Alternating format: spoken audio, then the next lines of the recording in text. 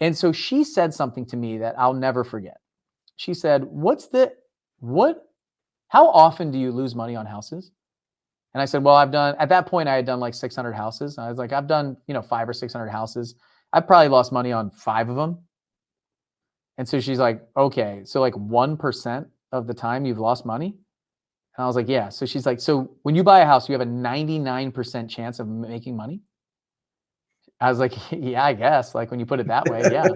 And she's like, so why don't you just buy way more?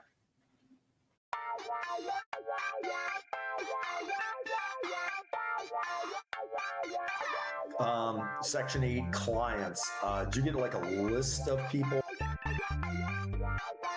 My name is Aline, and I just recently. Okay. So think about your workflow. Again, I don't know how to do it.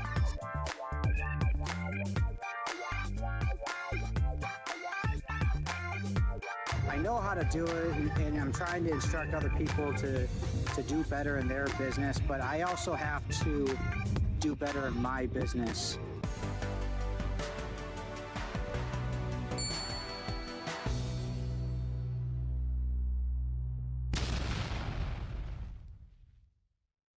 But yeah, is there something where everything went wrong, basically? Yeah, I mean, I've got a few of those. I would say the biggest thing that I want to point out is it's really easy to jump on this and be like, oh, like it was so easy for him. Like it happened overnight. Like, it's not true. I was like learning in the dark for years, reading books. I wouldn't even buy a book. I was like going to the library, checking out books, free podcasts, free everything.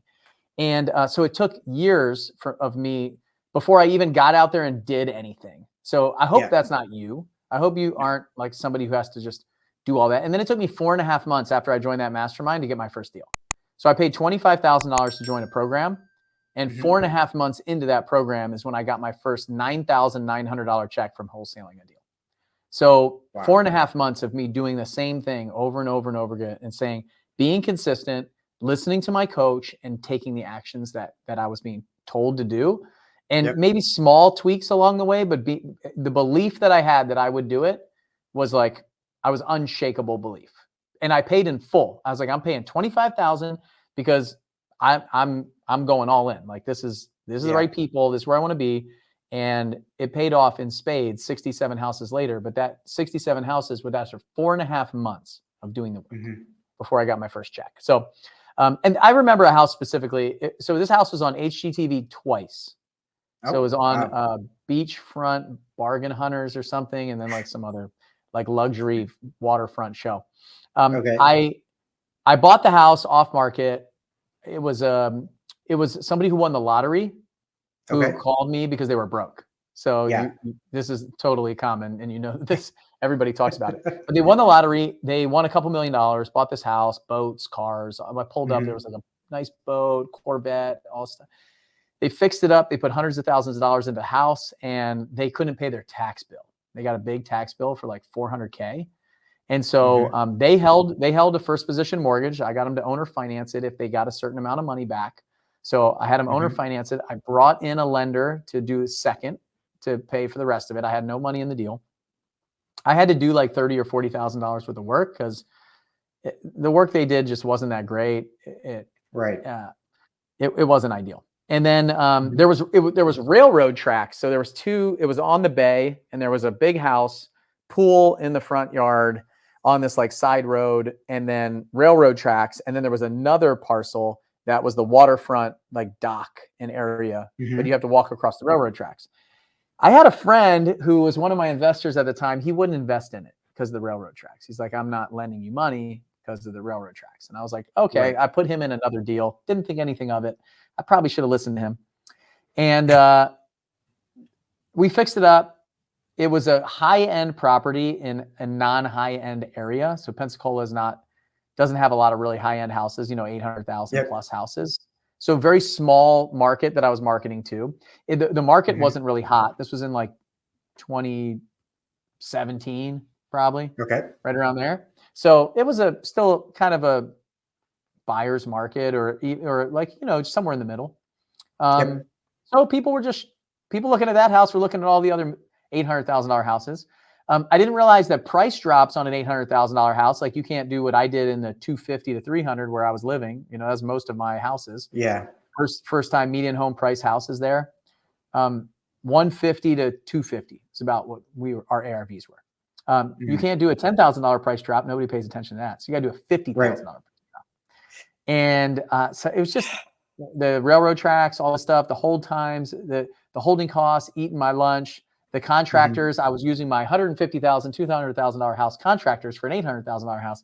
It just all pointed to disaster. I ended up losing 70 grand on the house.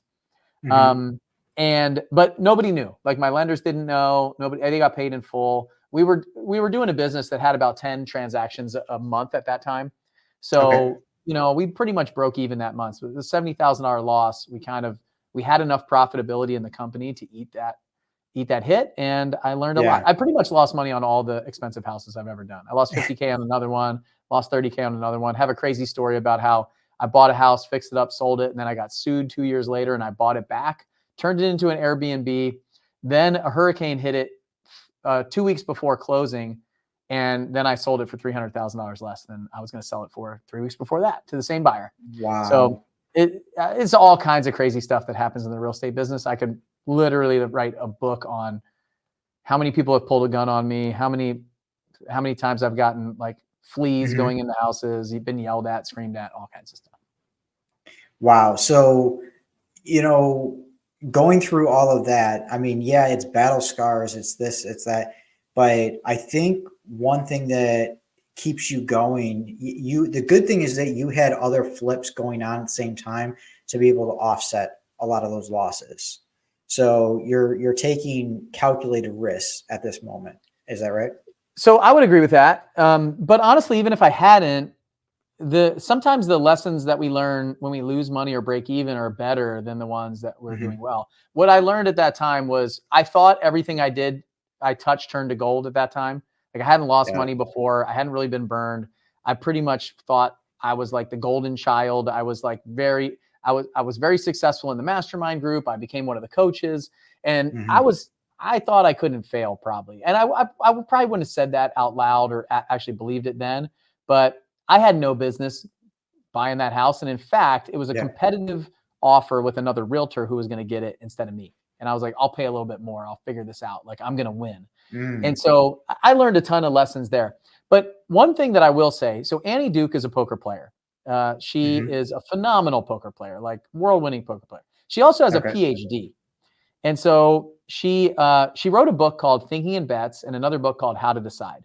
I had the opportunity to interview her on my podcast probably 4 years ago. And then she came to our event, Flip Hacking Live, like that same year. It was virtual, it was in 2020. So it was almost 4 years ago now. We had like a 5-hour conversation one day, just 2.5 hours before the show, before we even hit record. Most fascinating person I've met probably ever. And so she said something to me that I'll never forget. She said, how often do you lose money on houses? And I said, well, at that point I had done like 600 houses. And I was like, I've done, 500 or 600 houses. I've probably lost money on 5 of them. And so she's like, okay, so like 1% of the time you've lost money? And I was like, yeah. So she's like, so when you buy a house, you have a 99% chance of making money? I was like, yeah, I guess. Like when you put it that way, yeah. And she's like, so why don't you just buy way more?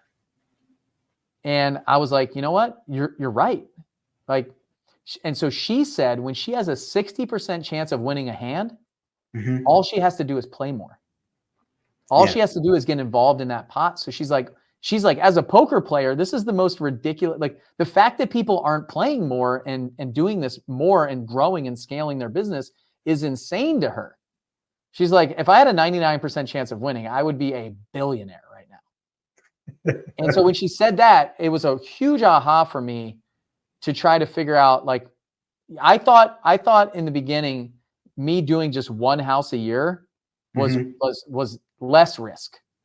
Right. And what she told me is like, that's actually more risky because now if you lose money on that house, you're 100% chance of losing money that year. Right. And so that's when I started to say, okay, you know what? I can actually, if I know what I'm doing, understand the business, understand the numbers, I'm watching it, I'm paying attention. I can become really, really successful in this business, make a whole lot of money, help a whole lot of people if I learn how to grow it, this thing. Because, and even let's just say you lost money on 10% of the houses that you did. Right.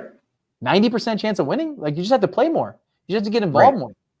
So, and what I'm not saying for everyone that's watching this is to go out there and just do risky deals just to do more deals, because then your odds are going to go way down.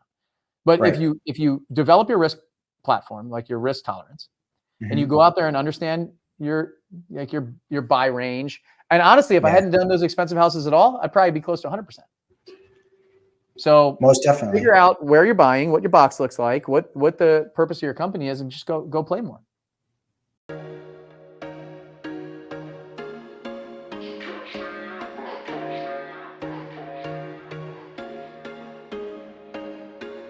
There was once a day that I would pray for you. I'd go and misbehave just so you'd notice too. Sneaking looks up and down from across the room.